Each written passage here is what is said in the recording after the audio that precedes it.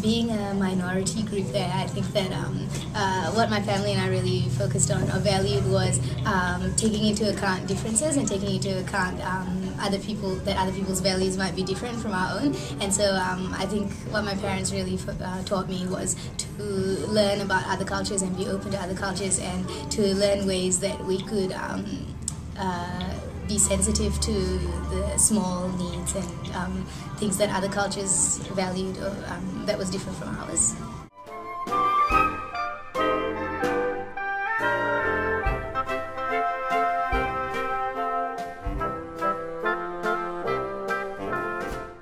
remember my first day of Year 9, so I went to Melbourne High, and that school starts in Year 9. Yeah. So I remember my first day, it was quite intimidating because there were a whole lot of people from all over the city and a lot of people from different backgrounds. So Melbourne High is very diverse, I suppose. There's a lot of Asians, Anglo-Saxons, and people from Asia and everywhere else. So it was, in a way, it was multicultural, wasn't it? Yeah, it's a very multicultural school, and I think it took me a while to get settled in because I don't know, I wasn't sure. It's all about popularity, right? Back in high school, so yeah, just trying to make friends. I naturally gravitated towards the people who were similar to me anyway, so I did end up hanging around more like Chinese people. I guess I could relate to them better. Well, the demographics of our school is actually located in an Anglo-Saxon dominant area, Yeah. and so that meant there was a lot of Anglo-Saxons there, or Caucasian sort of kids there, until the later years in high school when our school actually brought over international students.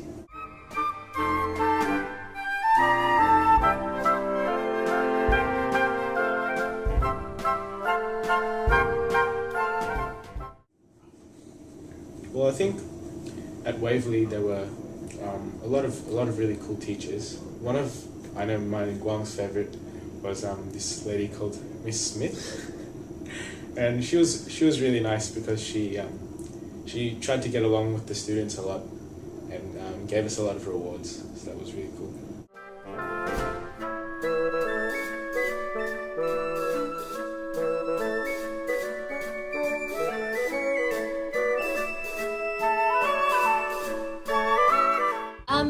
I do remember favoritism in one particular teacher. He was my Chinese teacher in Singapore in primary school, and I didn't like Chinese to begin with, and it didn't help that he had favorites in the class who he called by special nicknames. And he picked out about 5 or 6 students out of 40, and then he would call them special names and be like, "Hey buddy," and then he seemed really chummy with them, and everyone else he kind of just treated like meh. So I remember not enjoying that at all, and I kind of just felt excluded, and like I was not really in the in circle, and so it didn't help my initial dislike of Chinese. So yeah, I didn't think that was very healthy.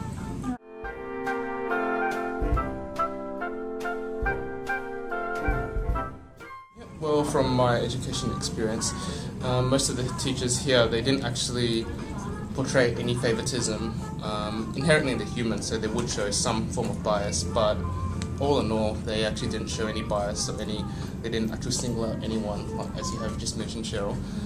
But they actually gave everyone a fair go, and I guess that made us all feel a little bit bolder in terms of approaching the teacher, asking the teacher about different things, and I guess in terms of the teacher, it helped them as well, like that they could rely on the kid, actually going up to them if they had any needs, or if it was an interactive activity, then they would most likely participate in that. So yeah, it was quite a good system here.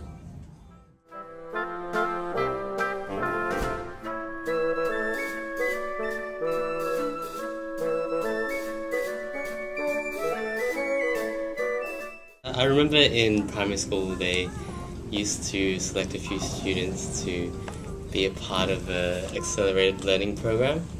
So they take you through things in year 7 and harder maths. And it was good in a sense, so it helped us to learn a lot more and to push ourselves to do more challenging stuff. But I also thought that it was a bit weird and made you kind of feel different from the rest of the class because you got separated from the rest of the class. And to be honest, I just preferred to stay with my friends and do the normal thing.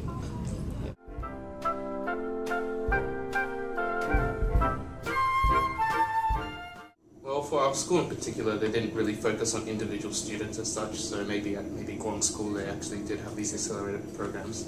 For us, we didn't really have accelerated programs as such. Rather, the teacher would either approach you individually and send you more homework, or would give you extra time off the class should you need help. And so, in terms of learning styles, whether it be academics or practical or visual or by audio, they actually wouldn't single out any one of those learning styles and express that. Rather, they just teach the class right out as they would normally.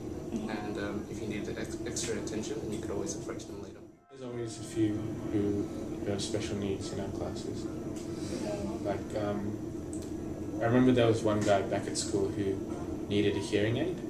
So the teacher had to speak louder for him, I guess. Sometimes explain things directly to him.